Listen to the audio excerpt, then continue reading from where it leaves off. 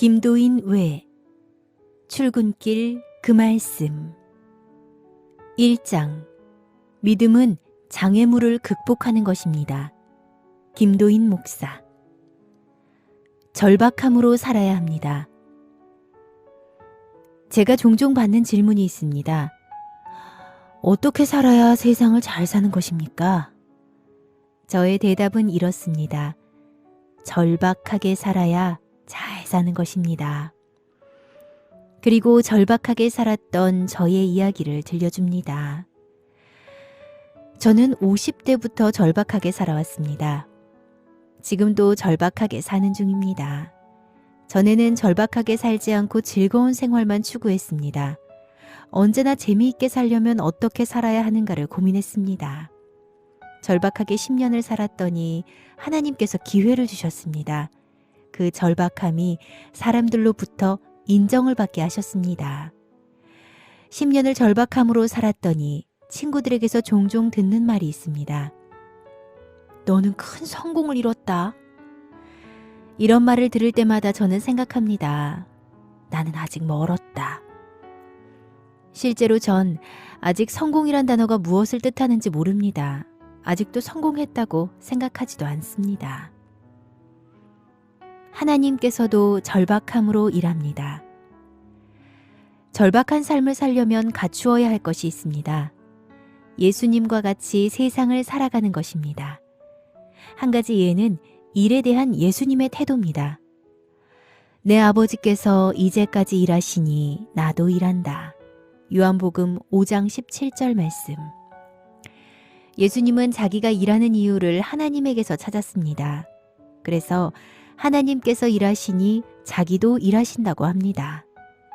이 말씀에 그런 단어는 없지만 우리는 예수님의 절박함을 느낄 수 있습니다. 하나님 아버지와 똑같이 일하려니 절박해야 했습니다. 하나님께서도 절박하게 일했습니다. 천지를 창조하실 때 절박함으로 창조했습니다. 아담과 하와를 창조할 때도 절박함으로 창조하셨습니다. 우리가 세상을 살아갈 때도 절박함으로 살아야 합니다. 하나님과 예수님과 같이 마음을 다해서 해야 합니다. 4차 산업혁명 시대를 살아가려면 절박함으로 일해야 합니다. 중국 알리바바 회장 마윈이 다음과 같은 말을 했습니다. 35세까지 제대로 된 일을 하지 못하고 있는 것은 절박함으로 살지 않았기 때문입니다. 절박함으로 산다면 최소한 가난을 면합니다. 게으름은 가난으로 인도하는 지름길입니다. 절박함은 게으름과 상극입니다.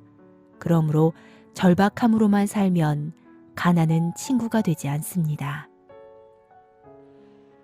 구직자들이 절박함을 버렸습니다. 2018년 9월에 이런 뉴스가 있었습니다. 구직 활동 안 하는 대졸 370만 명을 처음 넘었다. 이 기사는 젊은이들이 절박함으로 살지 않는다는 통계 수치를 보여줍니다. 분명 사회 구조적인 문제가 있습니다. 이보다 더 중요한 문제는 절박함으로 구직을 하지 않는 것입니다. 취업에 절박한 사람은 일거리를 구할 때 더운 밥과 찬 밥을 가리지 않습니다. 학생이나 주부같이 구직 활동을 하지 않는 이유가 분명한 사람뿐만 아니라 취업을 포기한 구직 단념자와 일할 능력이 있는데도 별다른 이유 없이 그냥 쉬는 사람들이 취업자도 실업자도 아닌 회색지대에 머무는 사람들입니다. 취업을 포기하거나 쉬는 사람 중 회색지대에 있다는 것은 생의 의지가 그렇게 절박하지 않다는 것입니다. 절박함으로 사역지를 구했습니다. 저는 지금도 절박함으로 살아갑니다. 이는 하나님과 같이 살아야 하기 때문입니다. 전에 사역지를 구할 때도 하나님께 절박함으로 기도했습니다. 절박하면 사역지의 규모나 지역을 따지지 않습니다. 삶은 장애물 투성입니다.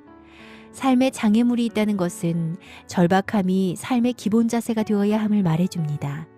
믿음 생활도 마찬가지입니다. 절박한 마음이 있을 때 하나님께 전심으로 나아갑니다. 수로보니게 여인의 절박함. 오늘 본문에 보시면 귀신 들린 어린 딸을 둔 수로보니게 여인이 예수님을 찾아왔습니다. 이 여인이 예수님을 찾아온 것은 상황이 절박했기 때문입니다. 그녀의 절박함은 불가능한 상황을 가능한 상황, 아니 기적의 상황으로 바꾸었습니다. 이전에 그녀는 자기의 딸을 고칠 수 있는 사람을 여기저기 찾아다녔지만 언제나 헛걸음이었습니다. 그러나 이번에는 달랐습니다. 예수님은 지금껏 만났던 사람들과 달랐기 때문입니다. 절박한 여인은 예수님을 보자마자 숨 돌릴 겨를도 없이 예수님의 발 아래 엎드렸습니다. 그리고 자기 딸 살려달라고 소리를 지릅니다.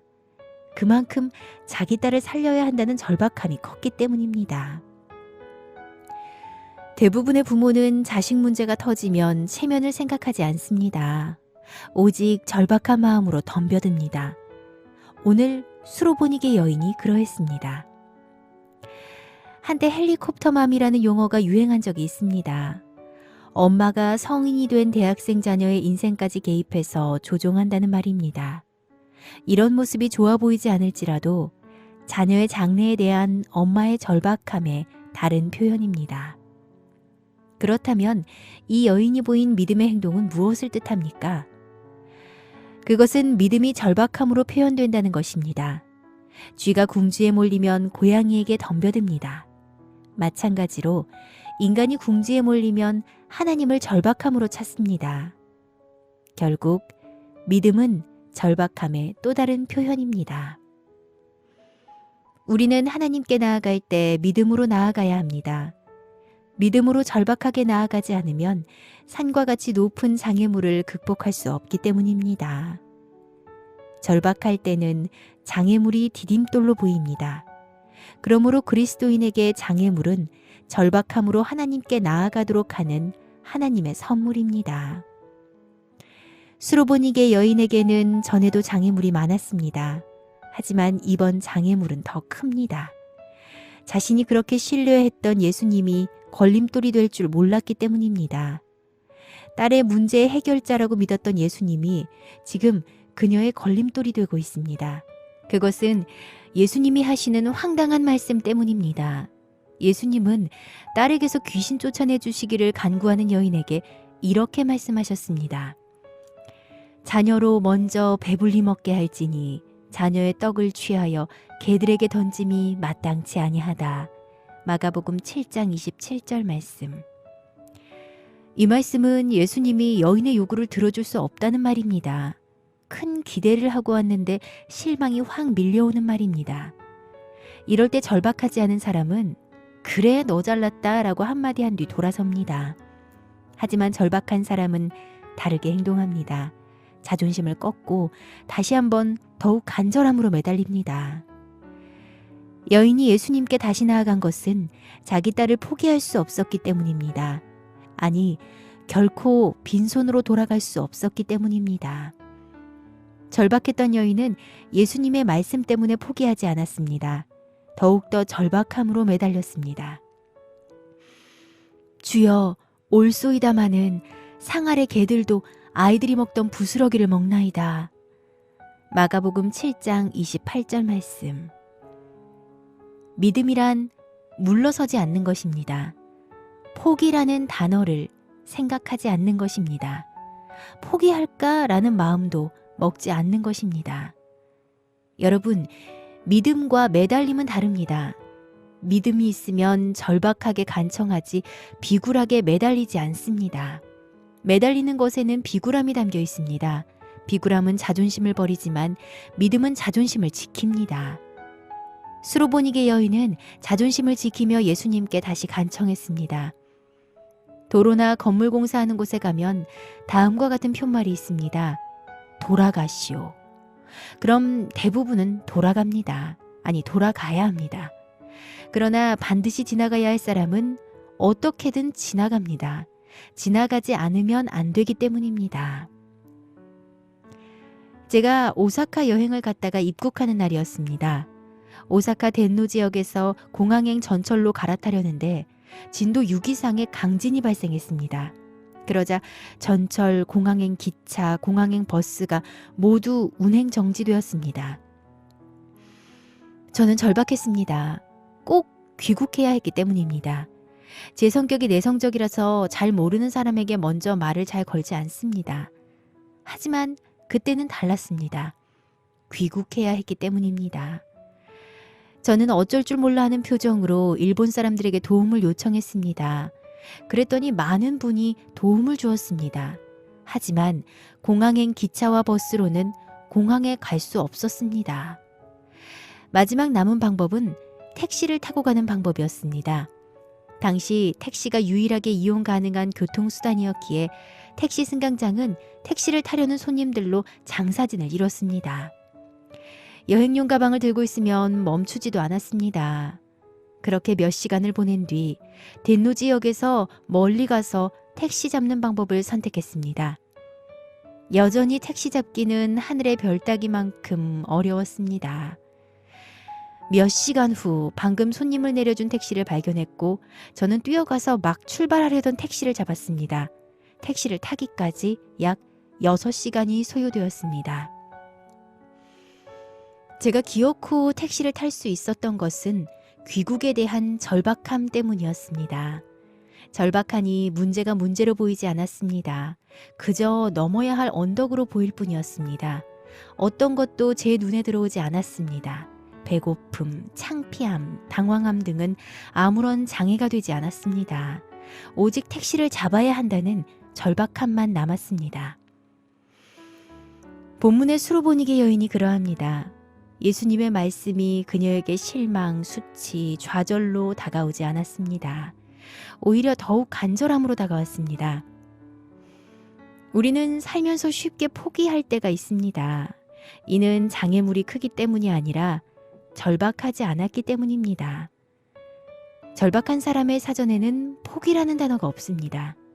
마치 나폴레옹 황제가 말한 것처럼 내 사전에는 불가능이 없다라는 각오로 덤빕니다. 수로보니게 여인은 예수님이란 장애물 앞에서 포기할 수 없었습니다. 예수님이란 장애물을 반드시 넘어야 한다고만 생각했습니다. 그녀는 장애에 굴복하지 않고 장애물을 극복했습니다. 그렇습니다. 믿음이란 장애물을 극복하는 것입니다. 믿음이란 문제를 절박함으로 대하는 것입니다. 포기가 아니라 해결이란 단어를 갖고 임하는 것입니다. 그것은 믿음만이 장애물을 극복할 수 있기 때문입니다. 여인은 절박함 때문에 포기할 수 없었습니다. 더욱더 간절함으로 예수님께 나아갔습니다. 그것이 29절 말씀입니다. 예수께서 가라사대 이 말을 하였으니 돌아가라. 귀신이 내 딸에게서 나갔느니라. 마가복음 7장 29절 말씀. 세상에는 한 발만 내딛어도 무수한 장애물이 있습니다. 그것은 그 장애물을 극복하라는 예수님의 뜻입니다. 수단과 방법이 아니라 오직 절박함으로 극복하라는 것입니다. 믿음의 사람들은 나폴레옹의 말과 같이 자기 사전에 포기라는 단어가 있어서는 안 됩니다. 예수님을 믿는 믿음으로 그 장애물은 뛰어넘어야 합니다. 믿음은 장애물을 극복하는 원동력이 되기 때문입니다. 그렇다면 왜 믿음이 장애물을 극복하는 것입니까? 목표가 분명해지기 때문입니다. 수로보니게 여인에게는 분명한 목표가 있었습니다. 딸이 귀신 들림에서 해방되는 것이었습니다. 또한 예수님 한 분만이 딸의 병을 고칠 수 있다는 믿음이 있었습니다. 다윗과 골리앗의 싸움에서 다윗의 목표는 분명했습니다.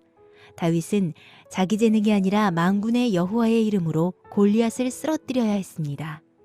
왜냐하면 다윗은 하나님의 이름이 망령되이 일컬어지는 것을 보고만 있을 수 없었기 때문입니다. 세상에는 두 종류의 사람이 있습니다. 복덩이와 구박덩이입니다. 복덩이는 하나님께 받은 사명이 분명하지만 구박덩이는 하나님께 받은 사명이 없습니다. 복덩이는 믿음으로 세상을 살지만 구박덩이는 믿음으로 살아가지 않습니다. 사명이 있는 믿음의 사람에게는 자신이라는 장애물, 환경이라는 장애물, 경제라는 장애물이 아닙니다. 그저 시험대일 뿐입니다.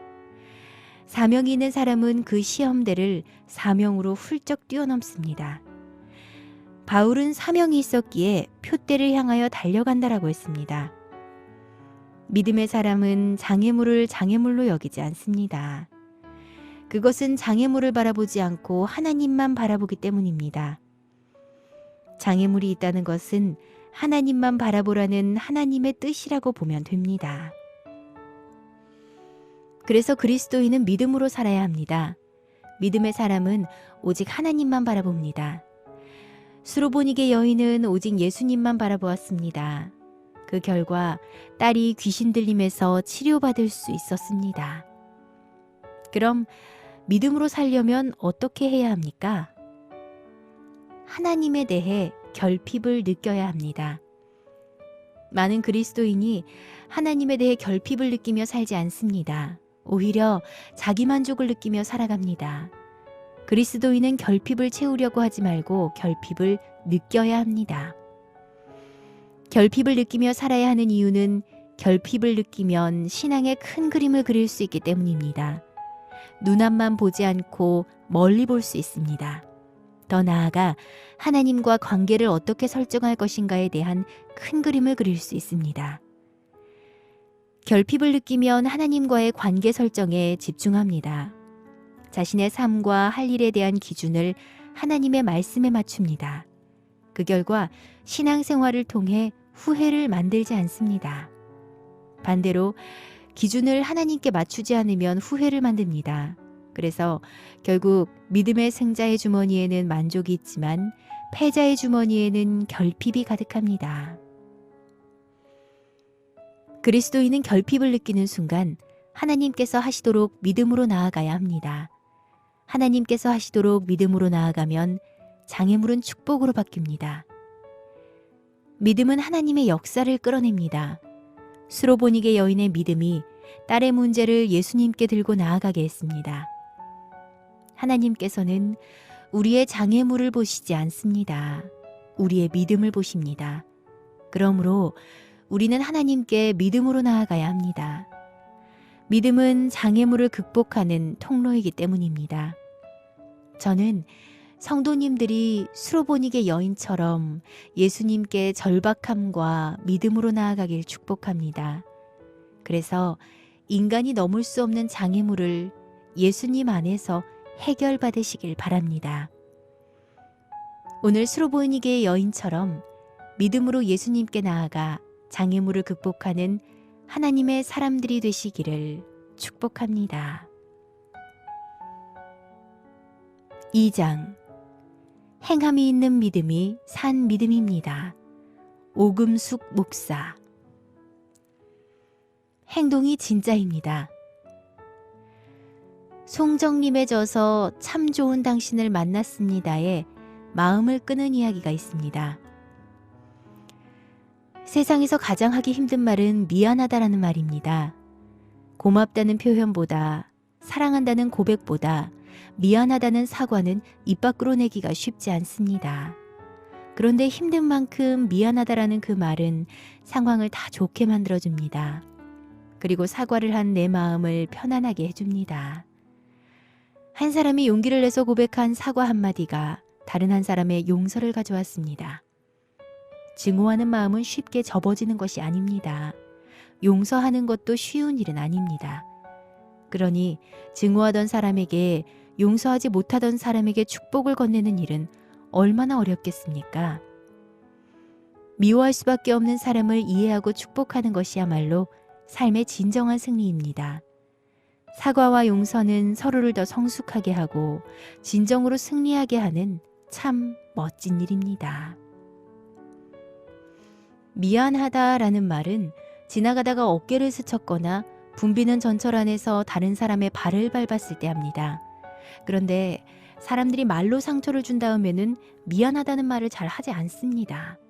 미안하다는 말을 하면 자신이 그 사람에게 진다고 생각하기 때문입니다.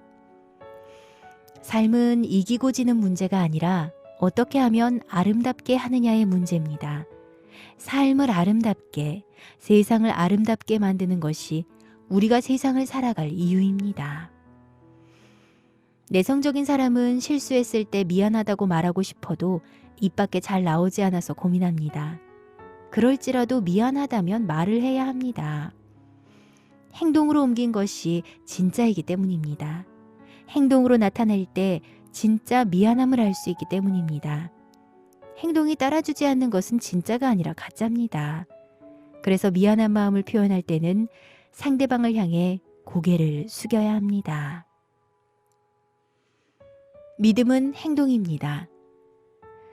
미안하다면 그에 걸맞게 행동해야 합니다. 마찬가지로 믿음이 있다면 그에 걸맞게 행동을 해야 합니다. 그래서 오늘 본문에서 야고보서 기자는 14절부터 17절에서 단호하게 말씀하십니다. 내 형제들아, 만일 사람이 믿음이 있노라 하고 행함이 없으면 무슨 유익이 있으리요? 그 믿음이 능히 자기를 구원하겠느냐? 만일 형제나 자매가 헐벗고 일용할 양식이 없는데 너희 중에 누구든지 그에게 이르되 평안히 가라, 덥게 하라, 배부르게 하라 하며 그 몸에 쓸 것을 주지 아니하면 무슨 유익이 있으리요? 이와 같이 행함이 없는 믿음은 그 자체가 죽은 것이라. 야고보서 2장 14절에서 17절 말씀. 오늘 말씀은 행함이 없는 믿음은 죽은 것이라고 단정적으로 말씀하십니다. 그럼 왜 행함이 없는 믿음은 죽은 것입니까? 살아있는 믿음은 행함과 함께 가기 때문입니다. 그러니 행함이 없는 믿음은 죽은 믿음입니다. 어떤 부부가 있는데 남편이 틈만 나면 사랑한다라고 말합니다. 말로만 사랑한다고 합니다. 사랑하면 때에 따라 포옹도 해주고 같이 시간도 보내주고 아내들이 좋아하는 백화점 쇼핑도 해줄 수 있어야 합니다. 그런데 이 남편은 그러지 않았습니다. 자기가 하기 싫은 것에는 선을 그었습니다. 백화점 쇼핑은 혼자 하라고 합니다. 아내는 아내의 일을 하고 남편은 남편의 일을 하자고 합니다. 이런 남편이 아내를 사랑하는 남편이라고 누구도 동의하지 않습니다. 사랑은 행동입니다. 사랑의 반대는 미움이 아니라 무관심이라고 합니다. 사랑한다면 무관심이 아니라 관심을 기울입니다. 아내의 취미가 무엇인지, 아내의 고민이 무엇인지, 아내가 무엇을 바라는지 알고 해줍니다. 예수님은 말로만 사랑하지 않으셨습니다. 행동으로 사랑을 보여주셨습니다. 십자가는 사랑의 절정입니다. 예수님은 악한 주인을 사랑했기에 십자가에 달려 죽었습니다. 만약 예수님께서 말로만 사랑한다고 했다거나 십자가에 달려 돌아가시지 않았다면 예수님을 믿을 사람은 없었을 것입니다. 사도 베드로가 예수님을 사랑한다고 고백한 적이 있습니다. 그래서 예수님이 죽으신다면 따라서 죽겠다고까지 했습니다. 하지만 예수님께서 십자가를 지시고 골고다 언덕길을 올라가시는 순간 떠나겠다고 마음을 먹었습니다. 베드로는 말로만 사랑했기 때문입니다. 나중에 어부로 왕성하게 활동하고 있을 때 예수님이 다시 찾아갔습니다. 그때 베드로가 다음과 같은 고백을 했습니다. 주님, 그러하나이다. 내가 주님을 사랑하는 줄 주님께서 아시나이다. 요한복음 21장 15절 말씀. 이런 고백을 들은 예수님이 말씀하셨습니다. 내 어린 양을 먹이라. 요한복음 21장 15절 말씀. 내 양을 치라. 16절 말씀.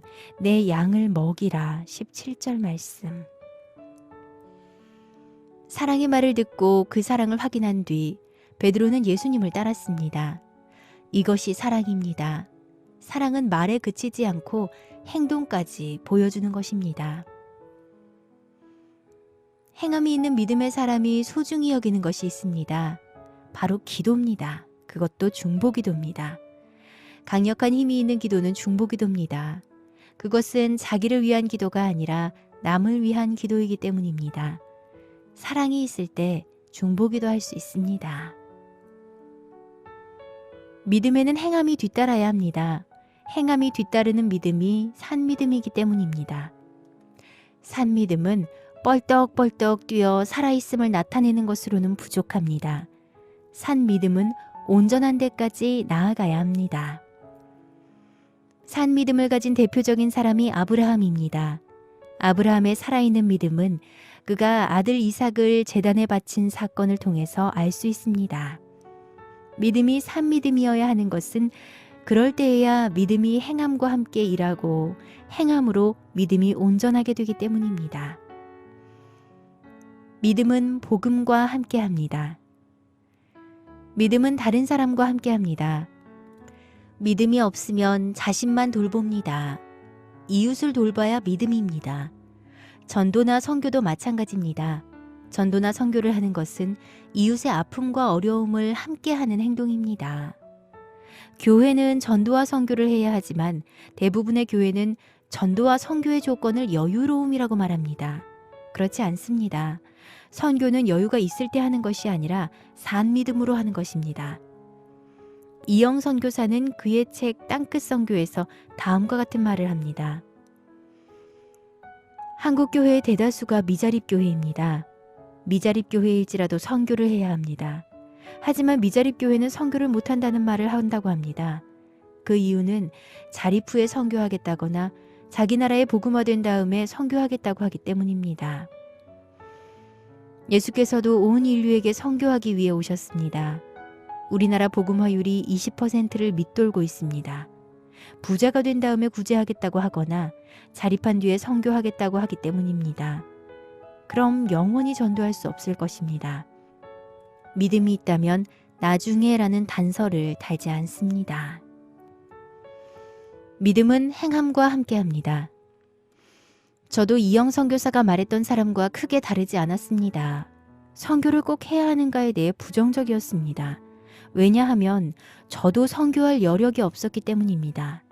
그런데 믿음의 행함이 뒤따라야 함을 깨닫고 지금은 선교에 최선을 다하고 있습니다. 저도 물질적으로 넉넉하지 못하지만 매달 극동방송을 통해 방송 선교를 하고 있습니다.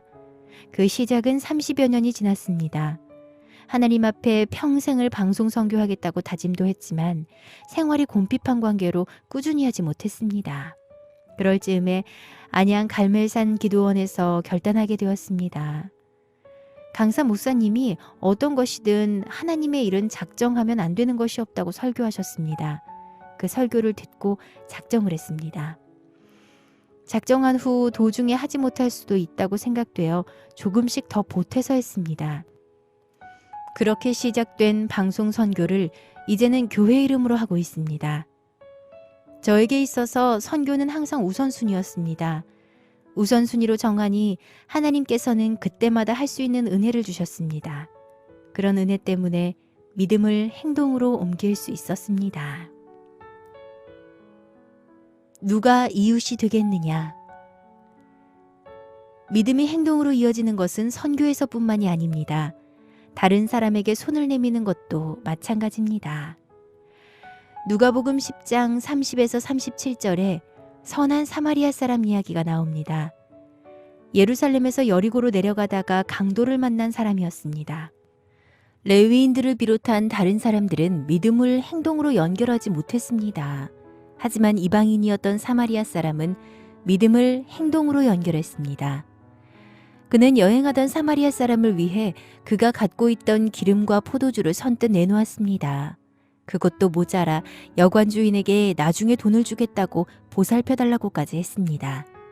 선한 사마리아 사람 이야기를 마치신 뒤 예수께서 제자들에게 물으셨습니다. 네 생각에는 이 세 사람 중에 누가 강도 만난 자의 이웃이 되겠느냐? 누가복음 10장 36절 말씀. 그러자 제자들이 다음과 같이 말했습니다. 자비를 베푼 자이니이다. 누가복음 10장 37절 말씀. 그러자 예수께서 한마디 덧붙이셨습니다. 예수께서 이르시되 가서 너도 이와 같이 하라. 누가복음 10장 37절 말씀. 믿음의 사람들의 말은 언제나 행동으로 나타나야 합니다. 행동으로 나타나지 않으면 믿음이 아닙니다. 그래서 야고보 기자는 말했습니다. 영혼 없는 몸이 죽은 것 같이 행함이 없는 믿음은 죽은 것이니라. 야고보서 2장 26절 말씀. 산 믿음의 특징은 행동이 뒤따르는 믿음입니다. 행동이 뒤따르지 않으면 죽은 믿음입니다. 믿음은 반드시 행함으로 이어져야 합니다. 행동으로 옮기면 하나님께서 기뻐하십니다. 하나님께서 기뻐하시는 행동이 있습니다. 생명을 가장 먼저 생각하는 것입니다. 사람들이 가장 앞세우는 것은 돈입니다. 사람들은 돈이라는 말만 들어도 눈을 번쩍 뜹니다. 하지만 생명이란 말에는 무감각한 것 같습니다.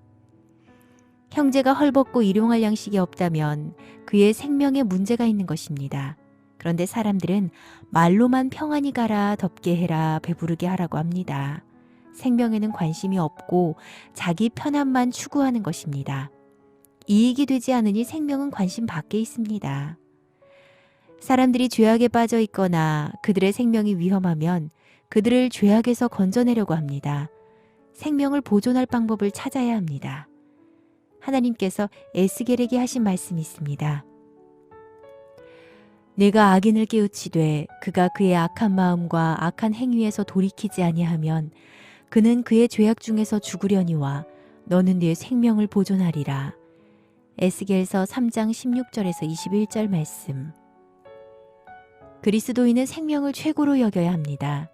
그럴 때 악인이 죄에 빠진 것을 건져내려고 합니다. 생명이 보존될 방법을 찾아서 생명이 보존되도록 해야 합니다. 추석 명절이 내일입니다. 추석 명절 때 생명에 관심을 가져야 합니다. 친척 중에 죽어가는 생명에 관심을 가져야 합니다. 그들에게 하나님의 사랑과 예수님의 십자가를 경험할 기회로 삼아야 합니다.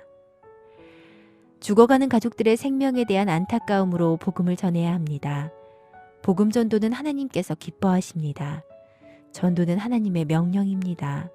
전도는 하나님이 기뻐하시는 것입니다. 그래서 저도 추석을 맞아 친지분들에게 전도하고 있습니다. 움직이는 믿음과 움직임이 없는 믿음. 그리스도인은 하나님을 믿는 사람들입니다. 그 믿음을 삶으로 드러내는 사람들입니다. 믿음을 삶으로 드러낸 사람이 있습니다. 본문은 그 중에 한 명인 아브라함을 언급합니다. 아브라함은 믿음 생활을 어떻게 하는지 감동적으로 보여줍니다. 바로 그가 독자 이삭을 바친 이야기입니다. 우리 조상 아브라함이 그 아들 이삭을 제단에 바칠 때 행함으로 의롭다 하심을 받은 것이 아니냐. 야고보서 2장 21절 말씀. 창세기 22장에는 아브라함이 하나님의 명령에 따라 독자 이삭을 번제물로 바치는 모습이 자세히 그려져 있습니다. 아브라함은 이삭을 믿음으로 바쳤습니다. 그 믿음은 하나님께서 죽은 자 가운데서도 살리실 줄 믿는 믿음이었습니다. 그것은 아브라함이 창세기 15장 4절의 말씀을 붙들었기 때문입니다.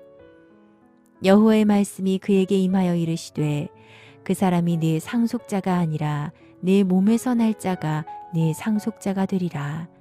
창세기 15장 4절 말씀. 아름다운 꽃이 피어 있는데 벌이나 나비가 움직이지 않으면 그 꽃은 그대에서 끊깁니다. 그 꽃이 다음 해에도 피는 것은 벌과 나비가 날아 움직이기 때문입니다. 믿음도 마찬가지입니다. 믿음의 꽃이 피고 열매를 맺으려면 살아있는 믿음이 작동되어야 합니다. 참으로 아름다운 꽃그림이 있었습니다. 그 그림을 보고 그 꽃이 생화가 아니라 조화임을 알아본 사람이 있었습니다. 이 꽃은 조화이군요. 그 말에 대해 다른 사람이 물었습니다. 이 꽃이 조화인 줄 어떻게 알았나요? 생화였다면 벌과 나비가 있었을 터인데 벌과 나비가 없잖아요. 생화와 조화를 구별하는 법은 단순합니다. 움직임이 없는 꽃은 가짜이지만 움직임이 있는 꽃은 진짜입니다. 믿음을 구별하는 법도 단순합니다. 움직임이 있는 신앙은 진짜 신앙이지만 움직임이 없는 신앙은 가짜 믿음입니다. 사랑하는 성도 여러분, 우리는 살아있는 하나님의 백성들입니다. 살아있는 믿음으로 살아야 합니다. 행함이 있는 믿음이 산 믿음입니다. 영혼 없는 몸이 죽은 것 같이 행함이 없는 믿음은 죽은 것입니다. 예수님은 우리에게 행동을 통해 사랑하심을 보여주셨습니다. 이젠 우리가 행동으로 우리 믿음을 보여주어야 합니다. 어릴 적 같이 신앙생활을 하다가 지금은 신앙생활을 하지 않는 친구를 가진 지인이 있습니다. 살아있는 믿음의 친구라면 만나서 그를 전도합니다. 만약 친구를 전도하지 않는다면 그는 나쁜 친구입니다. 전도하지 않는 것은 죽은 믿음이기 때문입니다. 그래서 제가 당신이 예수님을 믿는 사람이고 천국과 지옥이 있다고 믿는다면 당장 가서 예수님을 전하라고 말해주었습니다. 믿음은 행함과 한 쌍입니다. 믿음과 행함은 따로 국밥이 아닙니다. 네가 보거니와 믿음이 그의 행함과 함께 일하고 행함으로 믿음이 온전하게 되었느니라. 야고보서 2장 22절 말씀. 믿음은 행함과 함께 일합니다. 행함으로 믿음이 온전케 됩니다. 그러므로 우리의 믿음이 살아있는 믿음이어야 합니다. 오늘 이 말씀을 듣는 여러분들은 말씀을 붙들고 믿음이 행함으로 연결된 삶을 살기를 바랍니다. 믿음과 행함이 한 쌍인 사람이 예수님을 믿는 사람들이기 때문입니다. 저는 오늘 여러분들이 말씀을 듣고 믿음과 행함이 한 쌍으로 살아가는 하나님의 자녀가 되기를 주님의 이름으로 축복합니다. 김도인 외 출근길 그 말씀 1장 믿음은 장애물을 극복하는 것입니다. 2장 행함이 있는 믿음이 산 믿음입니다.